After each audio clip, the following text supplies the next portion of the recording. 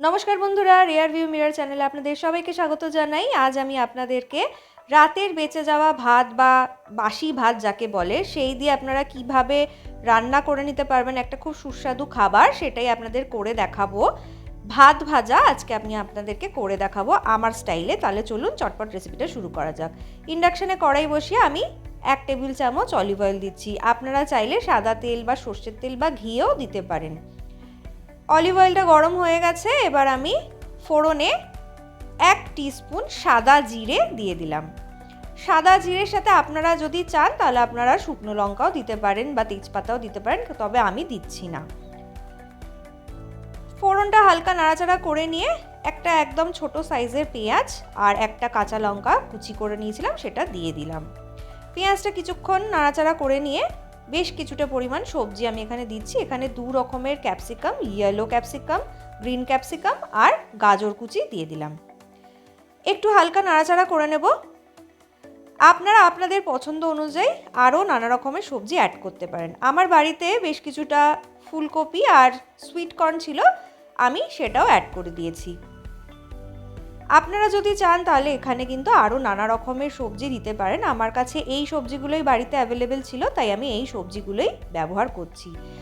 কয়েক সেকেন্ড ভালোভাবে নাড়াচাড়া করে ঢাকা দিয়ে একদম লো ফ্লেমে রেখে দেব। লো ফ্লেমে ঢাকা দিয়ে রেখে দিয়েছিলাম আমি মোটামুটি 2 মিনিটের জন্য। 2 মিনিট পর ঢাকা সরিয়ে আবারও কিছুক্ষণ নাড়াচাড়া করে 1 টিস্পুন লবণ দিয়ে দিলাম। আর আমি এখানে অ্যাড করছি হলুদ গুঁড়ো। আমি যেহেতু এই রান্নাতে একটু ডিমের ব্যবহার করব, তাই জন্যই কিন্তু আমি হলুদ গুঁড়োটা দিচ্ছি। যদি আমি ডিম না দিতাম তাহলে কিন্তু আমি হলুদ গুঁড়ো ব্যবহার করতাম না। ডিমে অনেক সময় অ্যালার্জি থাকে, তাই জন্য অ্যালার্জিটা কাটানোর জন্য আমি হলুদ গুঁড়োটা সবসময় ব্যবহার করে থাকি।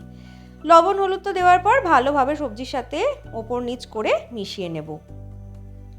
যখনই সবজি রান্না করবেন চেষ্টা করবেন একদম লো ফ্লেমে করার, তাহলে কিন্তু সবজির যে নিজস্ব পুষ্টিগুণটা আছে সেটা বজায় থাকে।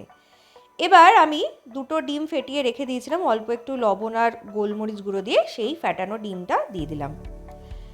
ডিমটা দেওয়ার পর ভালো করে ডিমের কাঁচা গন্ধটা যাতে চলে যায় ততক্ষণ পর্যন্ত ভালোভাবে সবজির সাথে নাড়তে থাকবো। ফ্লেমটা কিন্তু একদম লোতেই আছে। লোতে রাখলে সবসময় সবজির পুষ্টিগুণ বজায় থাকে এবং সবজিগুলো ক্রাঞ্চি ভাবটাও থাকে। আমি এবার 1/2 টিস্পুন গরম মশলা গুঁড়ো আর 1/2 টিস্পুনের থেকেও কম পরিমাণ গোলমরিচ গুঁড়ো দিয়ে দিলাম। সমস্ত উপকরণগুলো ভালোভাবে সবজির সাথে মিশিয়ে নিয়ে এবারে বেঁচে যাওয়া যে ভাতটা ছিল সেটা আমি দিয়ে দেব সবজির মধ্যে। আপনারা যদি চান টাটকা ভাত করেও এই রান্নাটা করতে পারেন, এটা খেতে ভীষণ ভালো লাগে। ভাতটা দেওয়ার পর ভালোভাবে সবজির সাথে ওপর নিচ করে মিশিয়ে নেব, যাতে সমস্ত ভাতের সাথে মশলা মাখানো সবজিগুলো মিশে যেতে পারে।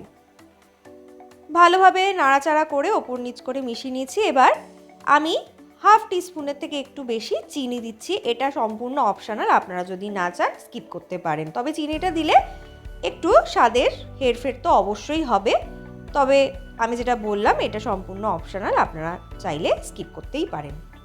ভালোভাবে চিনিটা মিশিয়ে নিয়েছি ওপর নিচ করে সমস্ত ভাতের সাথে।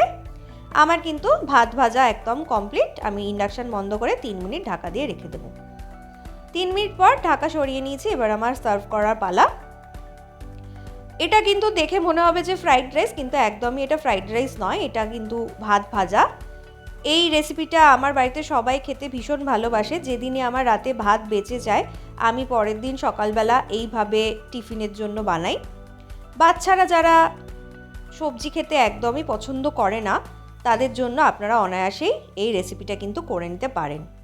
বানানো খুবই সহজ আর খুবই পুষ্টিগুণে ভরা একটি সুস্বাদু রেসিপি। এটা শুধুই খাওয়া যায়, আমি তো শুধুই খাই। আপনারা যদি চান তাহলে কোনো সাইড ডিশের সাথেও খেতে পারেন। কেমন লাগলো আমার আজকের রেসিপি আমাকে কিন্তু কমেন্ট করে জানাতে একদম ভুলবেন না। সকালের ব্রেকফাস্ট, স্কুলের টিফিন বা দুপুরে অফিসের লাঞ্চের বক্সেও আপনারা কিন্তু অনায়াসেই দিতে পারেন। সাবস্ক্রাইব করতে একদম ভুলবেন না, পাশে থাকা বেল আইকনটা কিন্তু অবশ্যই প্রেস করে দেবেন। আপনারা সবাই ভিডিও দেখেন কিন্তু লাইক একদম করেন না, প্লিজ লাইক করবেন। লাইক করলে আমি আরও উৎসাহ পাই। আমার পাশে থাকবেন। সবাই খুব ভালো থাকবেন, সুস্থ থাকবেন। আজকে তাহলে এটুকুই থাক। ধন্যবাদ।